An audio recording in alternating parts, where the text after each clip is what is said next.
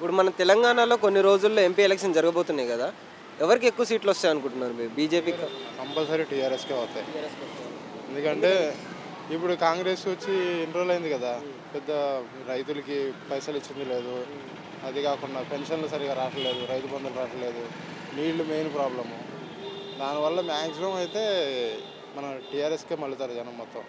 కాంగ్రెస్ కానీ బీజేపీ కానీ వచ్చే అవకాశమే లేదు నా మటుకైతే. నేను చూసింది రోజు న్యూస్ చూస్తుంటాం కదా, దాని ప్రకారంగా చెప్తున్నా. కానీ ప్రజలు ఏమంటున్నారంటే రేవంత్ రెడ్డి గారి పాలన బాగుంది, అభివృద్ధి చేస్తున్నారు. కానీ గత పార్టీ చేసిన అప్పుల వల్ల ఈ సంక్షేమం ఇంకా రావట్లేదని చెప్పేసి అంటున్నారు. అది ఎంతవరకు వాస్తవమంటారు అది?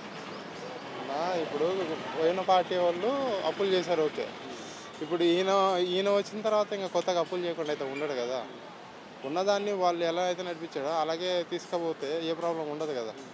మళ్ళీ వీళ్ళు వచ్చి వాళ్ళు చేసిందంతా పక్కకు నెట్టేసి మళ్ళీ వీళ్ళు కొత్తగా చేస్తాం అని మళ్ళీ కొత్త అప్పులు తీసుకొచ్చి రాష్ట్రాన్ని ఇంకా దొబ్బే పెట్టేస్తున్నారు తప్ప ఇంకా ఈయన వచ్చి చేసింది ఏం లేదు.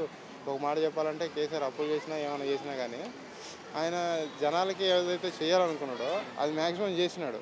కొన్ని మిస్టేకులు అయ్యి ఉండొచ్చు, కాకపోతే కేసీఆర్ గుడ్, చాలా మంచిగా చేశాడు. అంటే రేవంత్ రెడ్డి గారు వచ్చి కొన్ని రోజులు అవుతుంది కదా, ఇంకా 5 ఇయర్స్ ఉంది కదా, 5 సంవత్సరాల్లో డెవలప్ చేశారంటారా తెలంగాణని?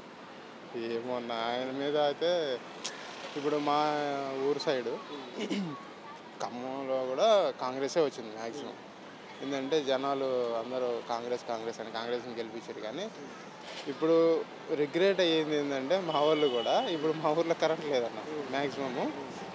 ఇంతకుముందు 24 అవర్స్ ఉండేది, ఇప్పుడు అసలు కరెంట్ లేదు. మ్యాక్సిమం 4 అవర్స్ 5 అవర్స్ దాకా పోతుంది. బాయిల కాడ కరెంట్ అయితే అసలు లేనే లేదు. ఇప్పుడు కాంగ్రెస్ వచ్చింది అనే నమ్మకం. ఇప్పుడు ఎంపీ ఎలక్షన్లకి అయితే ఎవరు మా సైడ్ ఎవరు ఓట్లేరు, కాంగ్రెస్కి కానీ బీజేపీ కానీ. మ్యాక్సిమం టీఆర్ఎస్కే వేస్తారు. టీఆర్ఎస్ వస్తుంది పక్క. మళ్ళీ దానికే ఇంకా ఫిక్స్ అయిపోయినాం మేము అందరం అయితే.